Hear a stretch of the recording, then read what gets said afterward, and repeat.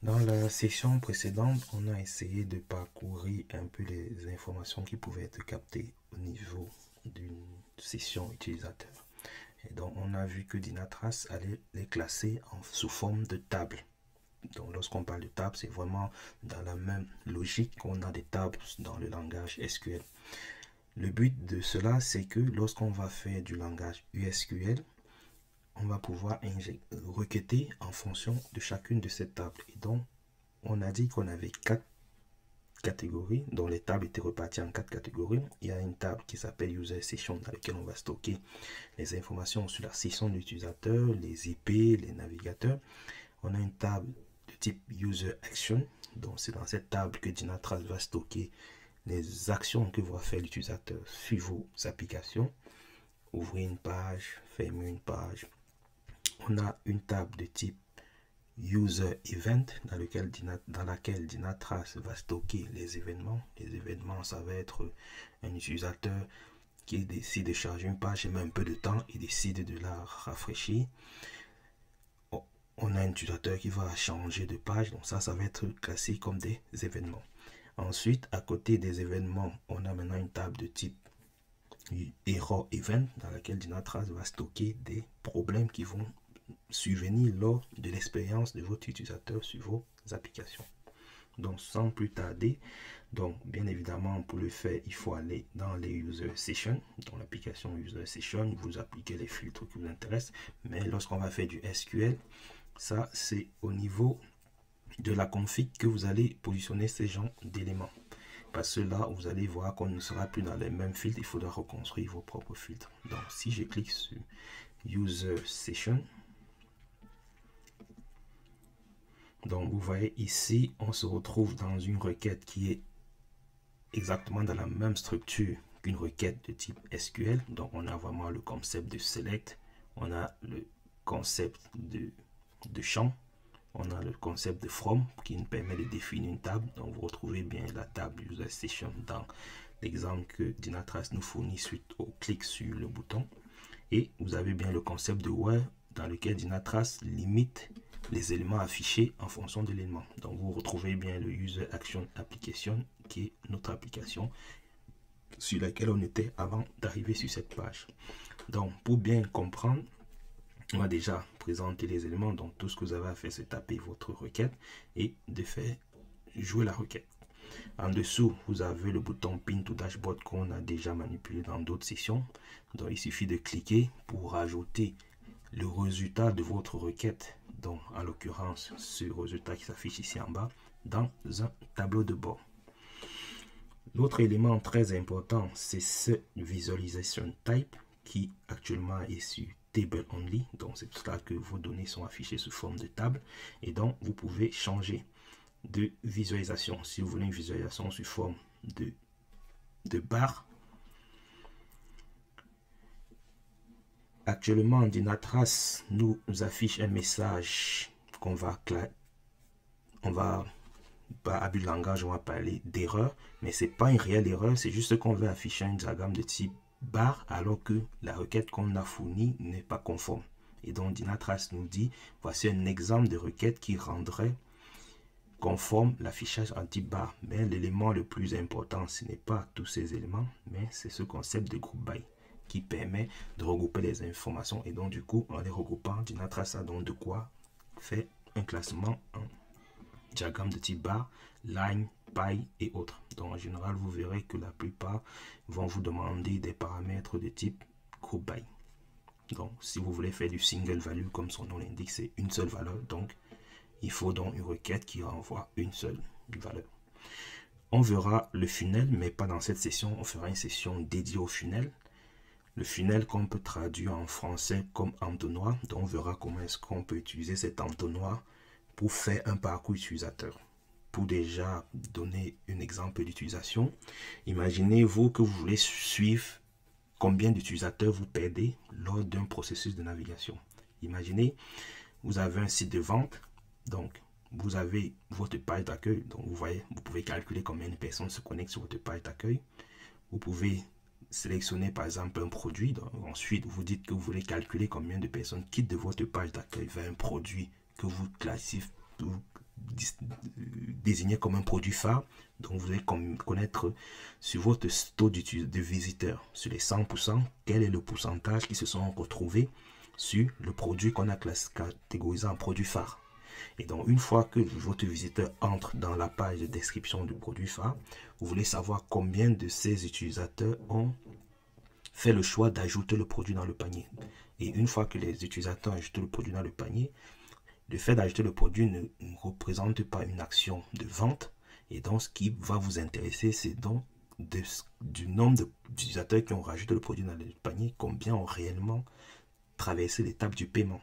Et donc, on verra comment est-ce qu'avec le funnel, on ne fera pas, puisqu'on n'a pas de site de vente avec un processus d'achat, mais on verra comment est-ce qu'on pourra utiliser le funnel pour justement séquencer ce process, où on verra justement ce pourcentage qui va décroître en fonction de l'activité. Donc l'idéal, plus vous avez un parcours idéal, ça veut dire que du moment où les utilisateurs arrivent, il faudra en terminaison être sur le même taux.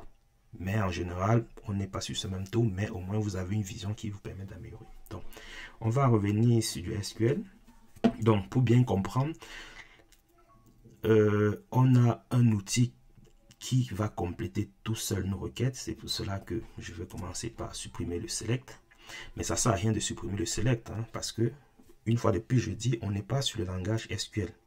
Donc, les éléments qu'on va requêter, c'est des informations qui sont renseignées lorsque vos visiteurs parcourent vos sites. Donc, c'est la Real User Monitoring qui va capter ces informations et les mettre tout seul dans les tables. Donc, on n'a pas de requêtes sur lesquelles on va pouvoir faire du update parce que ça ne sert à rien de modifier la visite du utilisateur. Donc, on n'a pas, en USQL, on n'aura pas de requête de type update parce qu'on n'est pas en train de vouloir altérer. Nous, ce qui nous intéresse, c'est récupérer la donnée. Donc, on ne fait que des requêtes de type select. On ne fera pas des requêtes de type delete. On ne fera pas de requêtes de type insert. Donc, on est vraiment sur du select. Et donc, ceux qui sont habitués au SQL se retrouveront assez facilement. Donc, lorsqu'on fait du select, donc, vous pouvez mettre un espace. Ce qui est bien avec cette application, c'est que automatiquement, Dynatrace va vous renseigner l'ensemble des champs qui sont disponibles. Et donc, pour chacun des champs, Dynatrace vous informe aussi que vous pouvez l'utiliser. Par exemple, cette requête-là, Dynatrace vous dit, vous ne pouvez la faire que avec un from dans le user session. Donc, si je décide, par exemple, tout à l'heure, on a dit qu'on était sur les IP. Donc, je récupère mon IP. Bien évidemment, comme dans le langage SQL, vous pouvez mettre une virgule. Vous dites que vous voulez le navigateur. Je prends par exemple browse. Et je prends par exemple browser family. Comme sur le langage SQL, vous avez aussi le as qui vous permet de renommer un champ. Dans le champ, il s'appelle browser family. Si dans votre tableau, vous voulez pas voir browser family, vous pouvez mettre le as et vous appelez navigateur. Et vous pouvez lancer la requête. Et donc désormais, vous voyez, on a bien désormais une colonne IP qui porte l'IP de nos visiteurs et une colonne navigateur qui porte le navigateur de notre visiteur. Ça, cette section, cette partie de la requête, c'est ce qu'on appelle du mandatory. Donc pour ceux qui sont habitués au SQL, c'est le minimum. C'est le minimum. Lorsque vous voulez faire une requête, il faut au minimum un select, il faut un minimum un from. Et à côté du from, il lui faut une table. Si vous ne connaissez pas les champs que vous souhaitez utiliser, bien évidemment, vous pouvez retirer ça. Et comme sur du SQL, vous pouvez aussi mettre du étoile. Et donc à ce moment, on vous récupère l'ensemble des champs.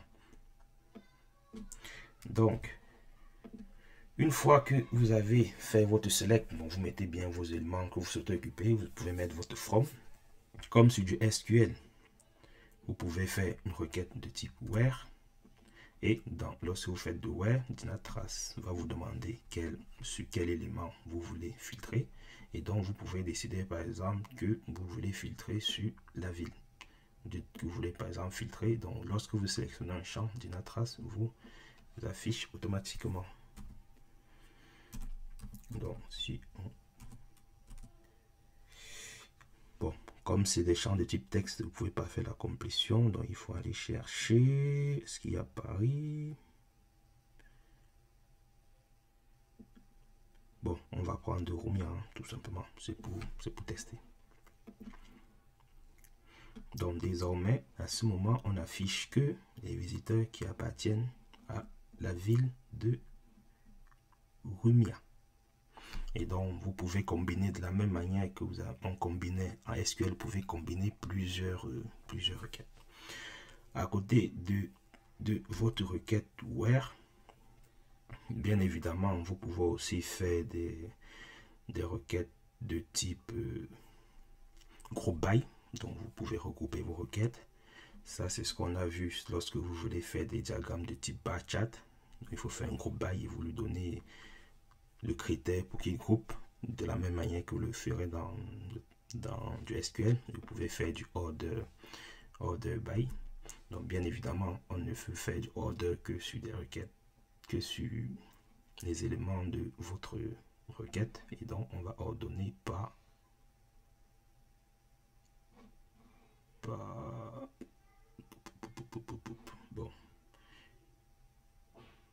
bon, on va filtrer plutôt ici sur le country est égal à Australie. Donc on va plutôt prendre Australie et ici on va lui dire qu'on veut aussi la ville. Et ici on va ordonner par ville. Bien évidemment, comme celui du SQL, vous pouvez choisir la manière avec laquelle vous voulez ordonner ascendant, descendant. Et puis, vous pouvez exécuter votre requête. Donc, désormais, on a les pages et on les a classées. On a fait un order by city. Et donc, vous voyez, on a bien ABF. Et vous pouvez décider de changer ça pour passer dans l'autre sens. Et désormais, on est en sens inverse. Et donc, comme sur le SQL, vous avez aussi d'autres options qui vont vous permettre de limiter combien de requêtes vous souhaitez afficher. Vous pouvez par exemple dire que vous voulez uniquement 5 requêtes. Bon, on était déjà à moins de 5 requêtes, plutôt juste les 2 premières requêtes qui vont matcher, ainsi de suite. Et donc, c'est comme ça qu'on peut faire du USQL. Bien évidemment, lorsque vous faites du USQL, vous êtes bien soumis au time frame. Donc, quand vous faites, positionnez-vous bien sur le bon time frame. Et bien évidemment, vous vous positionnez aussi bien sur la bonne management zone. Au niveau du where, donc lorsque je retire tous ces éléments, donc je me mets un étoile. Quand on regarde les détails de notre élément, donc vous regardez les détails ici. Lorsque vous regardez les détails, bien évidemment, vous avez ce concept de time. Donc, vous voyez bien qu'on a bien une histoire de temps. Donc, au niveau de notre where, il suffit de rechercher une session, user session.